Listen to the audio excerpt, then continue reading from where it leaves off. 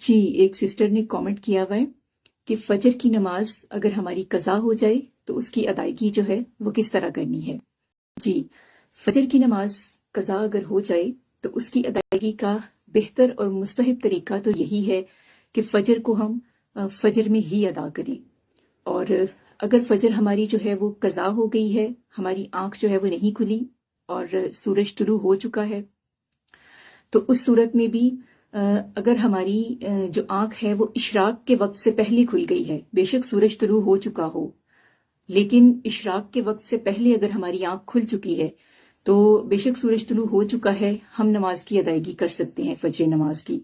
آئے گی تو وہ قضا کی ہی صورت میں، قضا سے مراد ہے کہ وہ لیٹ نماز کی صورت میں آ جائے گی۔ ادروائز جو نماز فجر ہوتی ہے، یہ اگر قضا ہو بھی جائے تو اس نماز کے لیے حکم آیا ہے کہ اس کی قضا کی ادائیگی کو بھی ہم سنتوں کے ساتھ ہی ادا کریں گے۔ اس میں فرض اور سنتیں سیم ٹو سیم ہم فجر نماز کا وہی طریقہ رکھیں گے جو نماز فجر کا اپنے وقت پہ ہوتا ہے۔ تو اگر وہ لیٹ ہو بھی گئی ہے تب بھی ہمیں پہلے 2 سنتیں ادا کرنی ہوں گی اور اس کے بعد ہمیں 2 فرض ادا کرنے ہوں گے۔ اور مستحب تو یہی ہے کہ جب ہی آپ کی آنکھ کھلے اور آپ نیت باندھ لیں اور آپ اٹھ کے وضو کریں اور نماز پڑھ لیں، اور اشراق سے پہلے۔ اب دوسری بات یہ ہے کہ اگر تو اشراق کے بعد آپ کی آنکھ کھلی ہے تب تو آپ کی نماز فجر جو ہے وہ قضا ہو چکی ہے۔ اب اس قضا کی ادائیگی جو ہے وہ اس صورت میں ہو سکتی ہے کہ بہتر اور مستحب ہے کہ آپ اس کو اگلے دن کی فجر کے ساتھ ادا کر لیں، کیونکہ نمازوں میں جو قضا کی ادائیگی ہے اس کا بہتر طریقہ یہ ہے کہ اگر آپ کی فجر قضا ہو گئی ہے تو اس کو فجر کے وقت میں ہی ادا کرو، اگر آپ کی ظہر قضا ہو گئی ہے تو اس کو آپ عصر کے ساتھ ملا سکتے ہو۔ مطلب عصر اگر قضا ہو گئی ہے تو اس کو آپ مغرب کے ساتھ تو نہیں ملا سکتے، لیکن اگر آپ کی ظہر قضا ہو گئی ہے تو اس کو آپ عصر کے ساتھ ملا کے پڑھ سکتے ہو، یعنی ظہر اور عصر دونوں کو ملا کے پڑھ سکتے ہو۔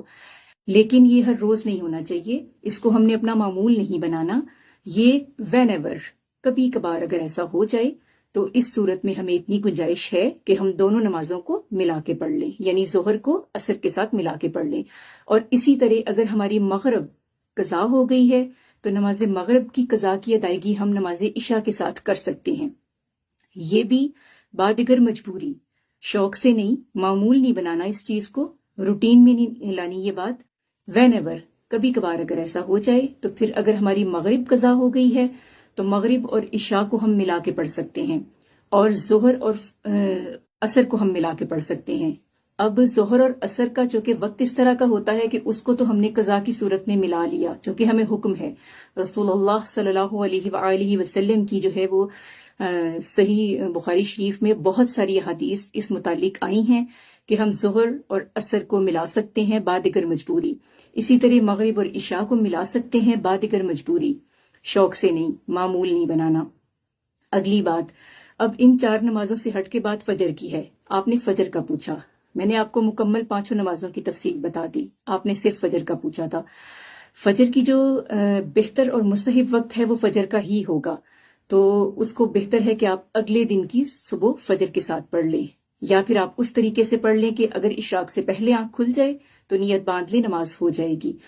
ادروائز ہم فجر کو ظہر کے ساتھ نہیں پڑھ سکتے، ہم فجر کو پھر اگر اشراق کا وقت بھی ہو گیا ہے تو اس کے بعد ہم عشاء تک جو ہے فجر کو ادا نہیں کر سکتے، کیونکہ فجر ایک وقت ہے اور وقت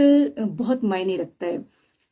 اٹس اے نیچر، اور اللہ سبحانہ و تعالیٰ نے جو نیچر بنائی ہے نا، نیچر ایک معنی رکھتی ہے، وقت بدل نہیں سکتا، نیچر بدل نہیں سکتی۔ تو اسی پوائنٹ آف ویو سے، جیسے کہ میں آپ کو ایک چھوٹی سی اگزامپل دے رہی ہوں کہ ہم اپنے ناشتے کو ناشتے کے وقت پہ ہی کریں گے، ہم ناشتہ اپنا جو ہے وہ دوپہر میں نہیں کر سکتے، ہم لنچ جو ہے وہ ڈنر کے ٹائم پہ نہیں کر سکتے، ہم ڈنر جو ہے وہ فجر کے ٹائم پہ، ناشتے کے ٹائم پہ نہیں کر سکتے۔ تو ہر چیز کا میرے اللہ سبحانہ و تعالیٰ نے ایک معمول، ایک شیڈول جو ہے وہ طے کیا ہے، تو اس معمول کے مطابق، اس شیڈول کے مطابق جو ہے ہمیں فجر کو فجر میں ہی ادا کرنا جو ہے وہ زیادہ مستحب اور ثواب کے لیے بہتر ہے۔ وَمَا عَلَيْنَا إِلَّا الْبَلَاغُ الْمُبِينُ۔